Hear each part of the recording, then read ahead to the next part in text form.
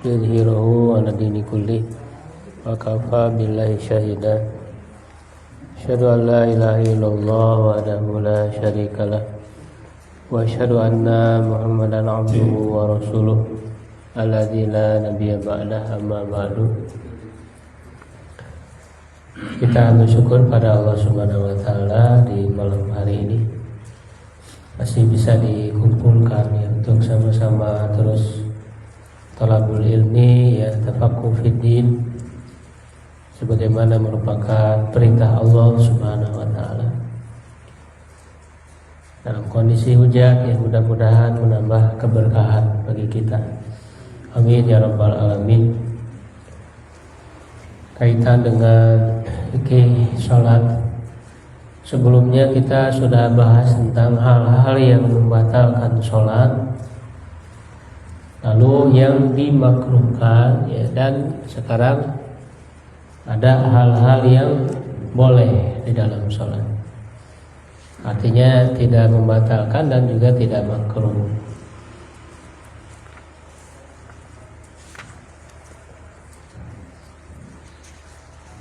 Di kitab Sahih Fiqh Sunnah ini dibagi, ya, ada yang berupa perbuatan, ya, berupa perbuatan ataupun gerakan, ya. Ada yang berupa perkataan. Nah, ini semuanya berdasarkan hadis-hadis, ya, hadis-hadis yang sahih insyaallah. Ya, walaupun tentu ada sebagian yang perlu ditinjau ulang, ya. Yang pertama, hamlu tifli fi shalah, membawa anak kecil di dalam sholat. Ya, jadi membawa anak kecil di dalam sholat. Sebagaimana dalam hadis diriwayatkan oleh Imam Bukhari, ya, dan Muslim dan yang lainnya, ya, tentu sahih. Fa an Abi Qatadah, dari Abu Qatadah, anna Rasulullah sallallahu alaihi wasallam, bahwa Rasulullah sallallahu alaihi wasallam kana yusalli, ya, beliau melaksanakan sholat, ya, wa huwa hamilu, ini bisa dibaca hamilu Umamata binti Zainab, ya, atau juga hamilun Umamata, bisa dibaca dengan dua versi, ya. Kalau hamilu Umamata, ya, berarti dia idofah, ya, mudah-mudahan pilih. Kalau hamilun Umamatanya jadi objek maf'ul bih. Ya, dan artinya sama, ya, tidak jauh beda. Dan beliau sedang membawa, ya, atau hamil itu, ya, bisa diartikan menggendong, ya, Umamah binti Zainab binti Rasulillah. Umamah, ya, putrinya Zainab. Nah, Zainab itu putrinya Rasulullah, jadi ini cucunya. Jadi Rasul sedang sholat sambil, ya, menggendong cucunya. Fa idza sajada wada'aha wa idza qama hamalaha. Apabila beliau bersujud, beliau meletakkannya. Nah, kalau mau sujud diletakkan si anak itu, ya, dan apabila berdiri beliau menggendongnya.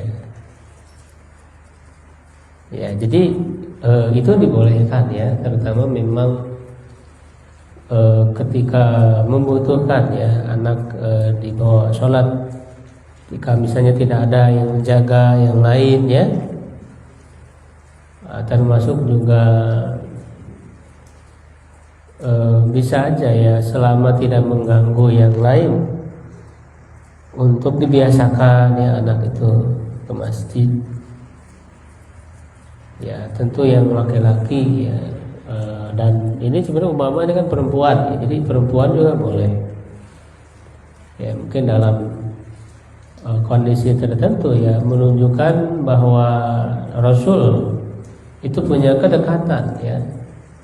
Jadi untuk menanamkan kedekatan dengan cucunya, dimana di situ dengan adanya kedekatan seperti itu bisa menanamkan ya nilai sehingga anak itu jadi ingat ya waktu dewasa dia ingat ketika masih kecil ya, dibawa oleh Rasul, digendong ketika sholat ya. Jadi ini menunjukkan bahwa syariat Islam ini ya rahmat lil alamin, memberikan kasih sayang ya, ramah anak lah istilahnya ya, ramah terhadap anak ya. Jadi bagaimana anak itu juga dia mendapat kenyamanan di dalam masjid ya, walaupun tentu mesti dengan bimbingan ya, dengan bimbingan terutama yang paling bertanggung jawab ya tentu orang tuanya ya kan. Kadang-kadang anaknya ke masjid, orang tuanya tidak ya. Jadi dibiarkan di masjid mengganggu yang lain. Nah ini kan tanggung jawab orang tua ya. Jadi memang anak-anak itu harus didekatkan ke masjid ya, tapi tadi dengan bimbingan, bukan malah dibiarkan. Kalau dibiarkan justru madorot, bisa mengganggu orang yang sholat, kehusuan ya, berteriak, berisik, itu kan dilarang, tidak boleh. Masjid itu adalah tempat orang untuk khusyuk, ibadah. Nah anak itu dikondisikan seperti itu, belajar mereka mengetahui bahwa ini rumah Allah yang kita harus usul di dalamnya ya. Maka dilarang di dalam masjid itu berteriak itu dilarang. Maka disampaikan kepada anak-anak itu adab-adabnya ya di dalam masjid ya. Tapi kan pernah di zaman Rasul ya ada orang berteriak itu dimarahin oleh Rasul. Kamu ini sedang ada di mana? Ya sedang di masjid ya. Bahkan sampai bahkan pernah ya Abu Bakar dan Umar sempat agak sedikit berbeda pendapat ya, agak sedikit meninggikan suara ya, mengeraskan suara, sampai kan kemudian turun surat Al-Hujurat itu ya, menegur la tarfa'u aswatakum inda fawqa sautin nabi wa la tajharu lahu ya bil qawli ka jahri ba'dikum ba'da. Iya, jangan kalian meninggikan suara kalian lebih daripada Nabi, dan jangan meninggikan, mengeraskan di hadapan beliau ya. Bahkan innal ladzina yunadunaka min wara'il hujurat aksaruhum la yaqilun. Orang-orang yang memanggil ini orang-orang Arab Baduy ya, pedalaman kan, datang ke Nabi sedang istirahat siang ya, qailullah, tidur siang, dipanggil-panggil ya Muhammad, ya Muhammad. Ya ini dikecam oleh Allah nih. Ya ditegur dengan keras bahwa orang-orang yang memanggilmu dari belakang kamar-kamar, itu kan penamaan surat Al-Hujurat. Ya kebanyakan mereka tidak berakal. Ya. Nah bahkan sampai ketika Rasul SAW telah wafat pun para sahabat tuh nggak berani meninggikan suara di Masjid Nabawi itu, karena merasa ya walaupun Rasul sudah meninggal seakan-akan masih ada ya, seakan-akan masih ada ya. Sampai antara Abu Bakar dan Umar itu dengan turun ayat tersebut kan merasa tersindir, merasa ditegur ya, langsung setelah itu tidak pernah lagi, bahkan berbicara itu seakan-akan berbisik ya kan. Nah ini bagaimana ya anak-anak itu bisa diarahkan ya. Jadi didekatkan sekaligus diarahkan. Ini dua hal yang harus dua-duanya dilakukan. Jangan sampai disuruh ke masjid tapi nggak diarahkan. Ya, atau malah diusir dari masjid. Ini justru bahaya. Kalau anak diusir dari masjid, ya dia selamanya nanti akan jauh dari masjid. Ya. Nah, ini PR kita bersama yang biasa di masjid-masjid itu. Nah, jadi Rasul sudah mencontohkan ya bagaimana bersikap terhadap anak-anak, terutama di dalam masjid. Perlu menumbuhkan kecintaan mereka kepada masjid, terpaut di hati mereka ya, qalbuhu mu'allaqun bil masajid, ya hati yang terpaut dengan masjid itu perlu ditanamkan sejak kecil. Ya. Nah, kemudian yang kedua, ya di sini disebutkan al-masyul yasir lil hajah, berjalan yang ringan untuk kebutuhan ya. Jadi kalau ada kebutuhan ya, berjalan itu dibolehkan, tidak makruh apalagi membatalkan. Nah, seperti yang pernah dilakukan oleh Rasulullah SAW sendiri. Fa'an Aisyah, dari Aisyah qalat, dia berkata, kana Rasulullah SAW yusalli fil bait wal bahu alaihi mughlaqun. Rasul pernah sholat di rumah ya, tentu sholat sunnah. Sholat sunnah di rumah, dalam rumah. Nah, pintunya itu tertutup.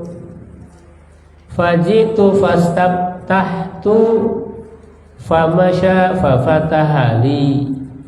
Lalu aku datang meminta untuk dibukakan ya, diketuk. Aisyah ingin masuk karena pintunya ditutup.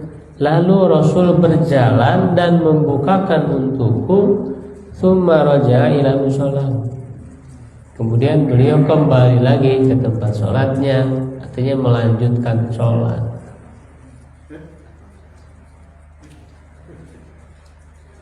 Ya, wa wasabtu anna al-baba fil qiblah, dan aku menyebutkan bahwa pintunya itu di arah kiblat. Jadi di arah kiblat di hadapan. Memang di sini kan disimpulkan berjalan ringan ya, artinya dekat tidak jauh. Karena memang menunjukkan hadis ini pintunya dekat. Ya, pintunya dekat gitu. Enggak jauh ya. Itu kan terlalu banyak berjalan. Hah? Tidak. Tapi tadi cuman sedikit gitu berjalannya, tidak banyak. Pintunya pun dekat. Tidak jauh, ada jauh mah tuh kebanyakan ini. Terlalu jauh jadi banyak berjalan ya. Kalau dekat aja Pak, kalau dekat. Ya, kadang memang ada kebutuhan. Ya, karena khawatir bisa menimbulkan madarat ya, nggak dibuka-buka gitu kan, sedangkan ada perlu dan sebagainya. Ya, nah itu dibolehkan. Nah, di sini sahih ya, hasan ya, dari Tirmidzi, Abu Dawud dan yang lain. Nah, kemudian yang ketiga, sebenarnya hampir sama ya dengan. Nah, kalau yang ketiga ini bergerak ya untuk menyelamatkan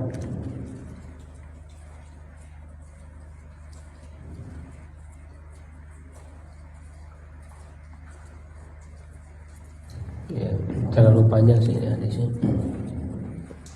Ya, intinya adalah kalau di sini kasih judul menyelamatkan anak kecil atau yang lainnya ya dari jatuh atau hal yang bisa mencelakakannya. Ya, bisa mencelakakannya. Jadi makanya sama nanti dengan misalnya ada hewan yang berbahaya gitu ya, itu bisa dibunuh ketika dalam sholat. Jadi kalau ada hal-hal yang darurat yang membahayakan itu bisa dalam sholat dan tidak perlu membatalkan sholat. Ya, jadi anak khawatir jatuh ya, ini masih terkait dengan sebelumnya kan, bisa digendong gitu ya, karena kan dia khawatir jatuh. Ya. Termasuk juga, nah ini yang berikutnya nih yang nomor 5 ya, kalau di sini itu qatlul hayati wal aqrabi wa mayudi fi sholat, ini masih sama. Ya, membunuh ular dan kalajengking yang bisa membahayakan dalam sholat. Dia lagi sholat ada ular, tidak usah panik, itu bisa ya disingkirkan. Kalau memang bisa disingkirkan secara mudah gitu ya, tidak terlalu repot, ya hanya disingkirkan atau sekali pukul misalnya mati. Ya, tapi kalau ini susah ya itu susah kan, akhirnya jadi tidak fokus lagi sholat ya, itu bisa membatalkan sholat. Ya boleh ya, karena kan daripada nanti di patuk ular berbahaya bisa menghilangkan nyawa ya. Nah, itu boleh membatalkan sholat. Nah, kompor ya belum dimatikan, nah itu boleh. Tapi kan kalau jauh ya membatalkan sholat. Jauh. Jauh.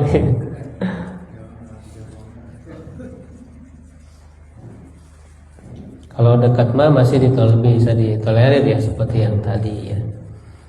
Kalau jauh mah sudah keluar dari sholat ya, bisa memulai lagi ya, mengulang lagi dari awal. Nah, ini juga sebagaimana dalam hadis ya, an Abi Hurairah anna Rasulullah sallallahu alaihi wasallam, dari Abu Hurairah bahwa Rasulullah SAW amara biqatlil aswadaini fi shalah, memerintahkan untuk membunuh dua yang hitam. Aswad kan hitam di dalam sholat, maksudnya al-aqrab wal hayat, kalajengking dan ular. Hadis ini riwayat Abu Dawud, Nasai, Tirmidzi dan yang lainnya. Ya, itu ada hadisnya. Jadi kalau ada hal yang membahayakan, boleh ketika dalam sholat untuk dibunuh.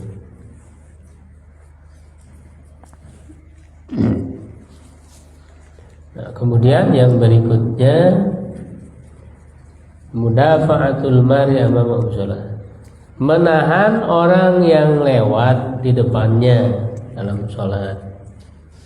Bagaimana dalam hadis yang telah terdahulu yang sudah lewat hadisnya ya. Karena kan hadisnya itu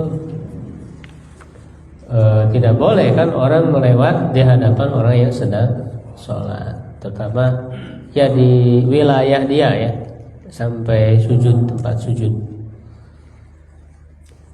ya. Bahkan kan kata Rasulullah dalam hadis itu, engkau berdiri selama 40 ya, 40 itu nggak disebut ya, bisa 40 hari atau bisa juga 40 minggu, 40 tahun gitu. Itu berdiri di situ lebih baik daripada engkau melewati orang yang sholat. Jadi sangat dilarang ya, melewati hadapan orang yang sedang sholat ya.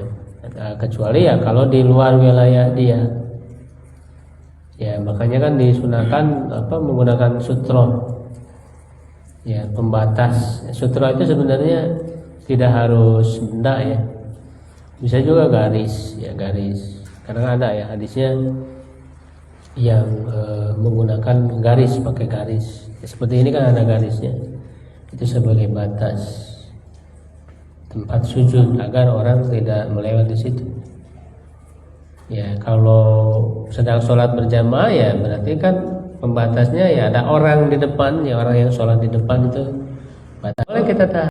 Nanti kan itu bergerak ya, kita kan bergerak, jadi nahan orang yang mau lewat di hadapan kita ya. Mencolek atau menyentuh ya orang yang tidur ya karena suatu kebutuhan.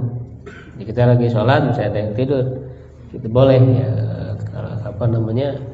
menepuknya ya atau menyentuhnya untuk membangunkan atau untuk hal yang memang diperlukan, apalagi kalau misalnya menghalangi sujud, ya kakinya atau tangannya digeserkan. Nah, ini pernah terjadi, dialami oleh Rasul, yaitu dari Aisyah. Ya, qalat, dia berkata, untuk amuddu, ya madai muda, amuddu rijli,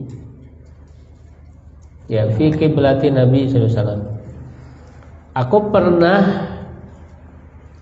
menyodorkan, ya, atau ya menyodorkan, ya, kakiku di kiblat Nabi, jadi menghalangi. Nah, ini kan menunjukkan bahwa kamar beliau itu tidak terlalu luas, ya.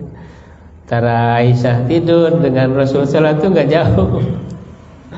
Ini menunjukkan Nabi itu ya hujurat, itu disebutnya al-hujurat, kamar-kamar. Ya, dan kamar itu tidak luas.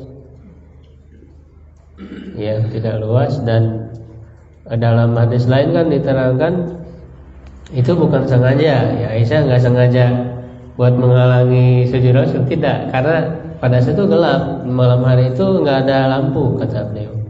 Kata Aisyah itu pada zaman itu belum ada lampu, sehingga masih gelap, otomatis yang nggak kelihatan, sehingga nggak sengaja gitu. Maka ketika wa huwa yusolli, dan Rasul sedang sholat, fa idza sajada ghamazani, apabila beliau bersujud, nah beliau menggeserkan.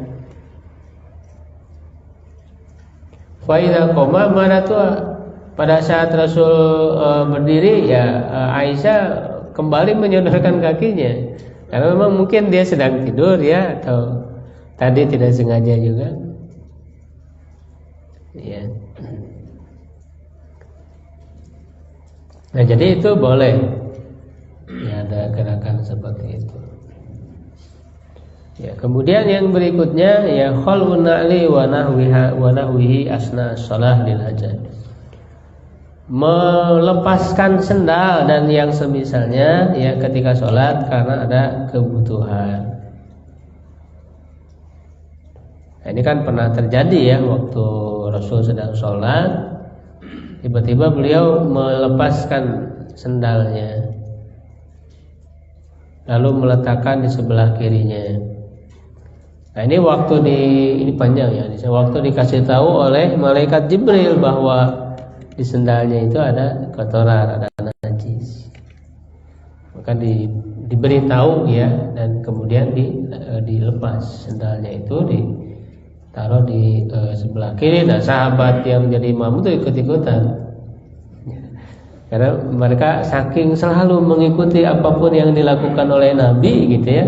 Rasul buka sendal, ya ikut buka sendal, gitu. Ketika sudah sholat, ya.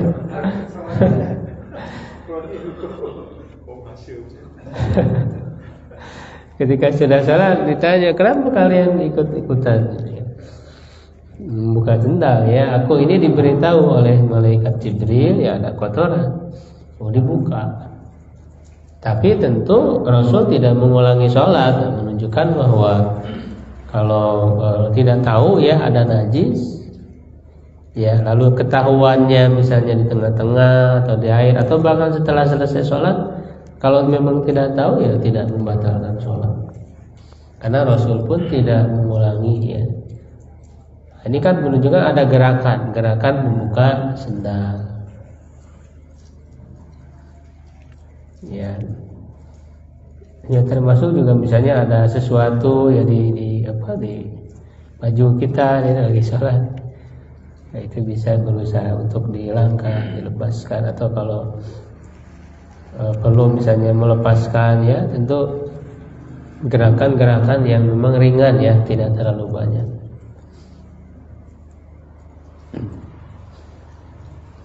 Nah, kemudian meludah. Nah, ini kalau memang terutama kan di zaman Nabi dulu masjidnya masih kerikil, ya, lantainya, ya, jadi masih orang bisa leluasa untuk meludah, ya, karena memang bisa menyerap ke tanah, ya. Kalau di masjid seperti sekarang kan nggak bisa, ya. Ya kecuali kalau misalnya menggunakan sapu tangan atau apa. Terutama memang ketika sulit untuk dihindari ya untuk meludah atau mengeluarkan sesuatu ya, ludah ataupun ingus gitu ya. Nah, di situ dibolehkan ya meludah ya di baju atau di sapu tangan, mandi atau mindi. Ya, dan ini menunjukkan bahwa ludah itu ya bukan najis ya, walaupun sesuatu hal yang menjijikkan. Jadi dari Jabir dari Rasulullah SAW, qala beliau bersabda, inna ahadakum idza qama yusolli fa innallaha tabaraka wa ta'ala qibala wajhihi. Sungguhnya salah seorang dari kalian apabila berdiri melaksanakan sholat, sesungguhnya Allah itu ada di hadapannya. Karena kan orang sholat kan menghadap Allah. Ya Allah itu ya ada di hadapan. Ya ada di hadapan dalam berarti bukan ada di bumi ya, karena Allah kan di luar alam. Ya di atas ya seluruh makhluknya ya menunjukkan semua orang ketika menghadap itu ya menghadap Allah. Ya menghadap Allah Subhanahu wa taala. Nah maka fala yamsuqanna qibala wajhihi wala an yaminihi. Maka jangan dia meludah di depan, ke depan. Ya, dan juga jangan meludah ke kanan. Tapi kalau memang perlu ya wal yamsuq an yasarihi. Ya hendaklah dia meludah ke sebelah kirinya, tahta rijlil yusra. Ya di bawah kaki kirinya. Ya, fa'in ajal tapi badiratan falyakun bisawbiya. Nah, atau kalau memang terburu-buru ya bisa meludah di di dalam bajunya itu ya, atau menggunakan sapu tangan. Tisu ya, sapu tangan itu boleh. Ya, apalagi kalau memang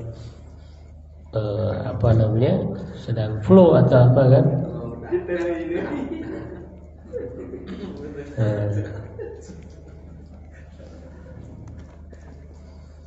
Ya, kemudian memperbaiki baju dan menggaruk badan, nah itu juga dibolehkan kalau memang ada keperluan ya. Nggak kuat nih gatel ya, nggak apa-apa digaruk ya. Saya jangan berlebihan.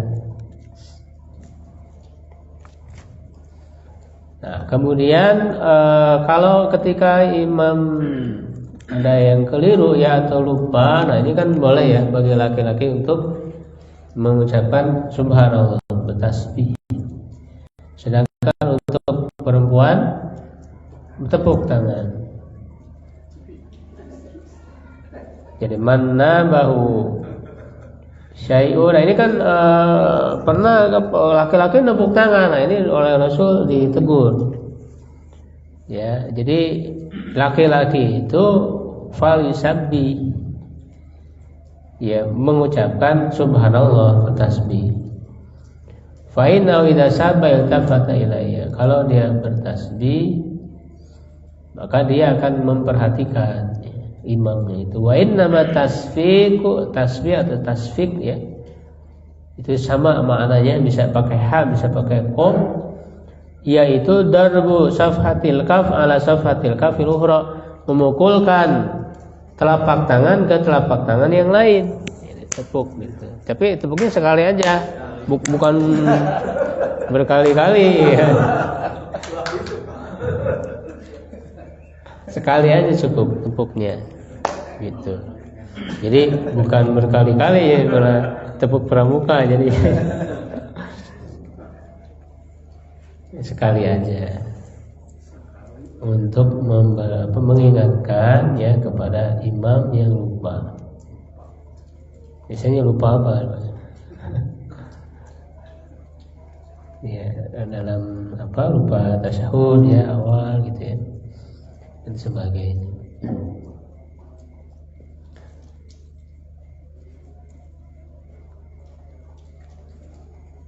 Ya, kemudian menoleh ya kalau memang ada kebutuhan.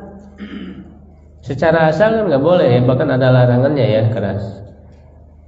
Ya, menoleh itu walaupun tidak membatalkan sholat, tapi bisa jadi kalau ada ancaman keras itu bisa jadi haram ya. Nah, tapi kalau ada kebutuhan itu boleh. Ya, ada kebutuhan ya. Misalnya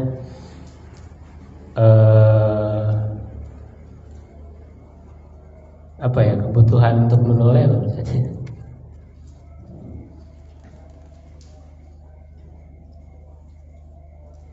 Ini pernah ya dialami oleh Rasul ya. Rasul pernah ketika waktu sakit ya, Rasul sholat sambil duduk.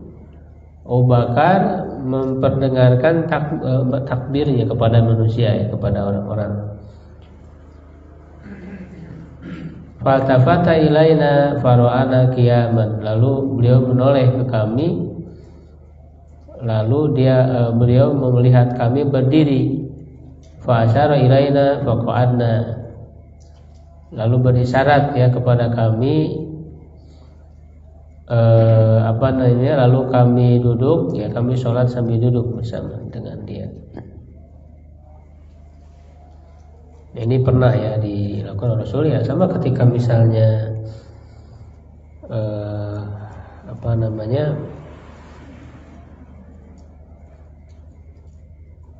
imamnya batal misalnya keluar ya, makmum kan harus menggantikan. Ya, bisa dia melihat sudah ada yang maju belum gitu ya. Ya, atau ketika membentuk jamaah baru ya, masbuk. Ya, itu kalau memang diperlukan untuk menoleh, untuk memastikan itu boleh. Ya, jangan misalnya sudah ada imam ya, udah satu aja imam. Kadang-kadang kan jadi banyak imam. Ya, untuk menjadi imam. Jadi dalam hal-hal yang dibutuhkan, termasuk juga kan ketika membentuk ya jamaah baru ataupun misalnya ada saf yang kosong, itu lebih boleh bergerak ya untuk mengisi saf itu, bergeser. Ya, itu dibolehkan. Jadi ada beberapa hal lagi ya, tapi mungkin cukup dulu, silakan kalau ada yang ditanyakan. Mengeluarkan suara gimana Ustaz? Pas saya pernah ngalamin kan punya anak kecil. Iya. Pas kalau sholat malam itu kan tidur bareng dengan saya. Ke sholat dia suka nyari.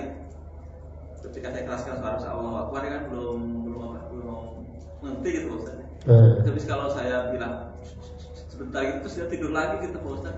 Nah, pernah saya kejadian seperti itu gitu. Waktu masih kecil sih, waktu sekarang kan udah 4 tahun udah ngerti kalau saya keraskan suara Allahu Akbar kalau waktu ada ayah gitu. Tapi kalau waktu umur 3 tahun dia nggak ngerti. Pas saya bilang Allah dikerasin Allahu Akbar itu nangis gitu. Saya bilang gitu langsung tidur lagi, jadi kayak pokok lagi terus kayak dipependek gitu Ustaz. Oh, boleh. Kalau kayak bersuara gitu, tapi sebentar cuma 2-3 bahas gitu ucapan hanya gitu ya, itu boleh Pak.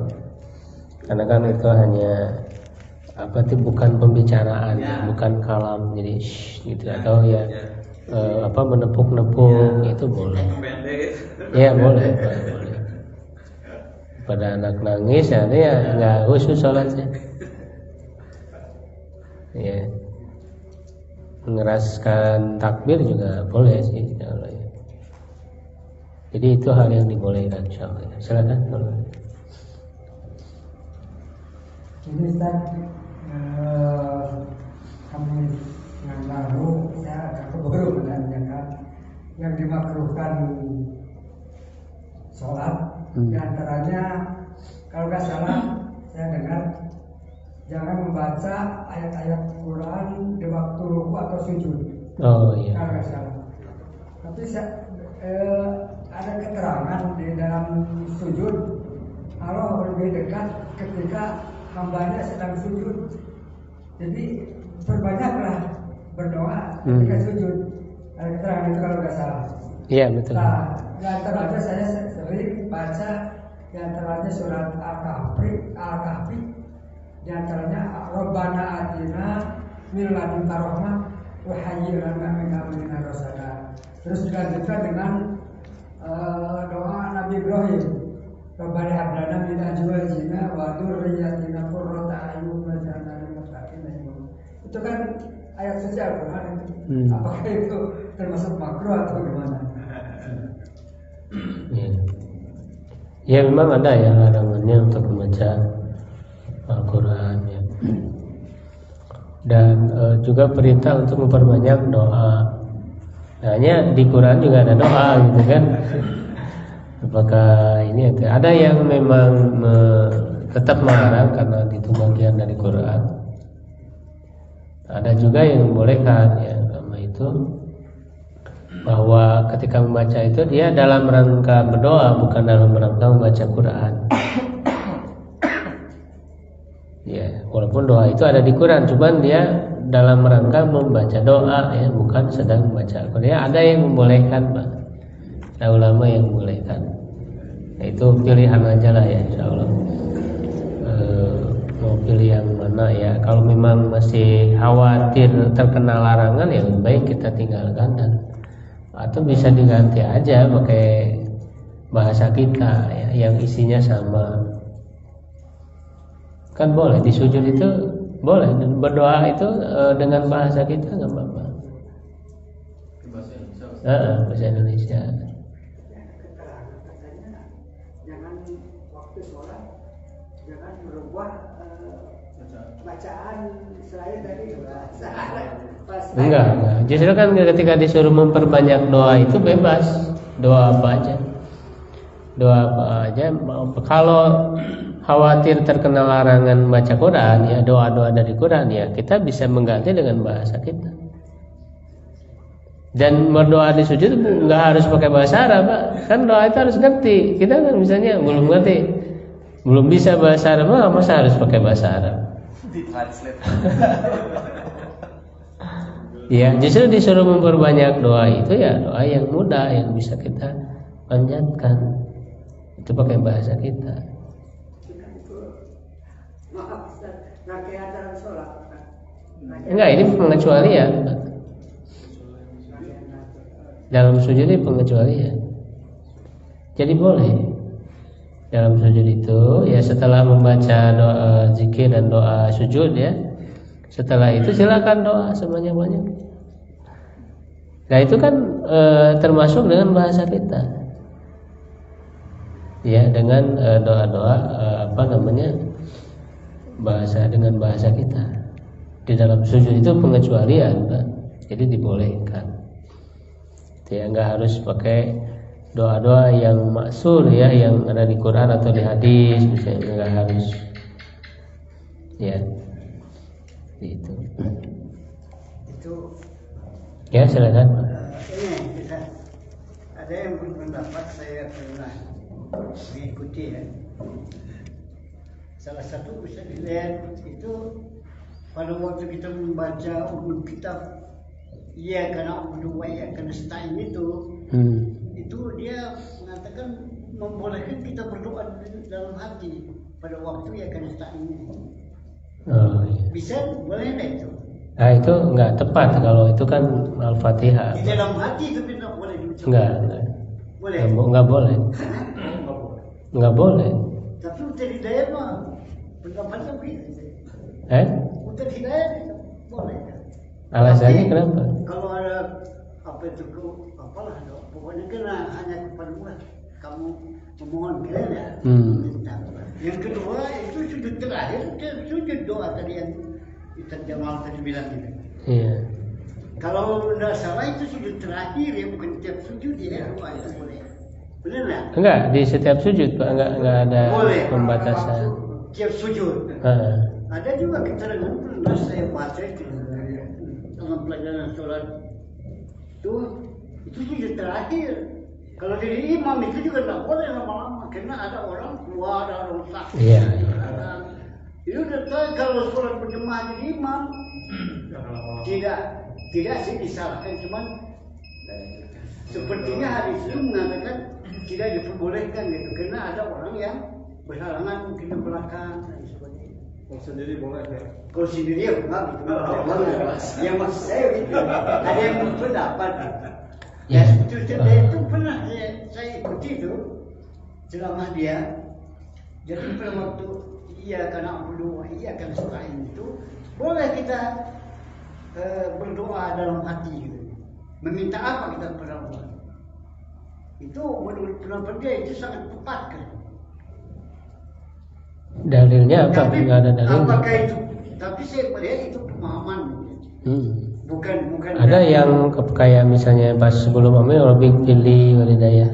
Itu hadisnya ada tapi doib. Hadisnya ada tapi doib itu. Oh ada hadisnya. Tapi doib hadisnya. Iya, lemah. Tidak bisa dijadikan hujah. Dan juga bukan tempatnya untuk berdoa, itu sedang membaca Al-Fatihah. Apalagi Al-Fatihah ini rukun.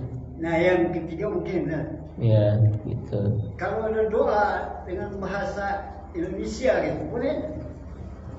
Kena tahu bahasa Arabnya? Pada kalau saat sujud boleh. Ya ada doa yang kita inginkan, tapi kita tidak tahu bahasa Arabnya apa gitu. Ya di tempat waktu sujud aja, yang lainnya kan tidak boleh. Tidak boleh bahasa. Di waktu sujud, waktu setelah sujud, pada saat sujud. Ya kalau maksudnya bacaan sholat yang lain. Doa. Pada saat. Pada waktu yang berdoa lah. Nggak di luar sholat, di dalam sholat. Ya di sujud boleh kan tadi bahas. Sujud terakhir. Tidak hanya terakhir, setiap sujud. Boleh. Karena kan hadisnya umum, tidak hanya sujud terakhir aja. Hadisnya umum sujud. Jadi di setiap sujud. Tidak hanya sujud terakhir aja. Iya. Selama tidak memberatkan ya, apalagi kalau dia sebagai imam. Ya, misalnya pilih yang terakhir aja agak sedikit lama ya silakan, asal tidak memberatkan kepada makmum. Kalau bahasa Dr. Sarif itu sujud terakhir boleh, bahasa lain bukan bahasa Arab boleh, tapi kurang abdul. Umpamanya kita berdoa, kita tidak tahu bahasa Arabnya karena memang ada sumber yang lain, ya kan? Nah, kalau Dr. Sarif bilang itu tidak abdul katanya. Kalau pakai bahasa tidak menyalahkan, tidak abdul. Iya. Tidak abdul. Iya. Tidak abdul berarti kan boleh ya. Itu dia yang muda semua kayak kita lah. Tahu loh kesannya. Ya, jadi boleh ya? Boleh. Ya, silakan. Ketika sholat berjamaah, saya sudah berada di saf, terus ada yang masuk datang dan dia berdiri sendiri di belakang saf. Kemudian saya menoleh dan mundur ke belakang menemani yang satu orang tadi. Apakah sudah tepat seperti itu atau harusnya seperti apa? Yang menoleh itu tadi siapa? Saya yang dalam saf. Ya, sedang sholat, terus ada yang baru datang di belakang saf, dia sendiri kan makruh ya, sendiri. Kemudian menoleh, kemudian saya mundur ke belakang menemani yang satu orang. Iya boleh. Ya itu kan berarti ada kebutuhan. Menoleh yang ada kebutuhan.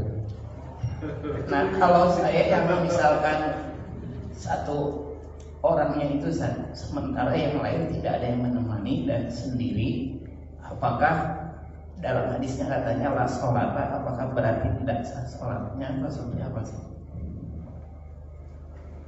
Ya itu memang kan ada pembahasan ya, apakah memang sholatnya tidak sah ataukah memang jamaahnya. Ya dia jamaahnya tidak sah ya, berjamaahnya karena dia menyendiri, memisahkan diri dari shaf. Dan sebenarnya kan bisa aja dia nggak bermaksud memisahkan diri, karena memang nggak ada lagi kan, shafnya udah penuh di depan, ya kan. Sedangkan dia sendiri, misalnya orang ditepuk juga nggak mundur-mundur misalnya untuk menemani dia gitu ya. Nah, ini juga kan ya jadi pertanyaan, apakah tetap tidak sah sholatnya kan? Masa gara-gara itu dia tidak sah? Ya kan? Nah kalaupun misalnya orang sengaja, wallahu alam ya. Menurut yang saya tahu ya untuk saat ini ya mungkin saja bisa diperdalam lagi nanti bahwa kalau kemudian orang sendiri di belakang saf itu, insya Allah sholatnya tetap sah, cuman untuk berjamaahnya ya karena kan berjamaah itu mesti di dalam saf. Nah, kebersamaan ya kalau misalkan diri sendiri ya dia tidak berjamaah ya tidak berjamaah. Terus sama ketika saya menjadi orang yang sendiri tadi sudah berusaha nepuk kanan kiri, nggak ada yang ngerti, nggak ada yang mundur gitu. Nah bicara nah apakah pilihannya saya memulai sholat sendiri di belakang lebih bagus ataukah menunggu sampai ada orang yang datang di sana?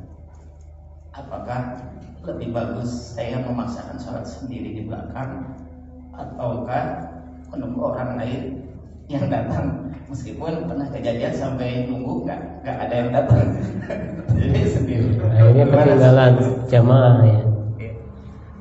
Ya kalau menurut saya itu mah kan hal yang uzur ya. Dalam kondisi seperti itu kita kan sudah berusaha ya untuk ikut berjamaah ya, tapi karena memang safnya sudah penuh di depan ya itu lalu kita ikut dan memang kita niatnya menjadi makmum, bermakmum ikut dalam jamaah. Jadi ada kondisi yang menghalangi ya untuk itu ya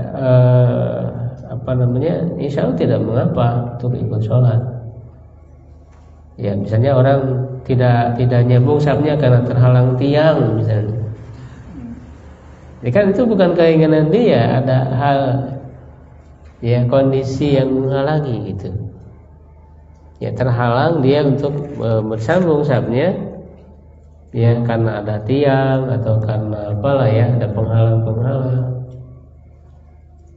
itu ya, misalnya ada tembok gitu ya yang menghalangi dia untuk bersambung. Nah, itu kan hal-hal yang bukan keinginan kita. Jadi insya Allah ya karena dia sudah berusaha ya, itu di luar keinginan dia seperti itu. Allah. Baik, cukup dulu mungkin ya. Terima kasih atas perhatiannya. Assalamualaikum.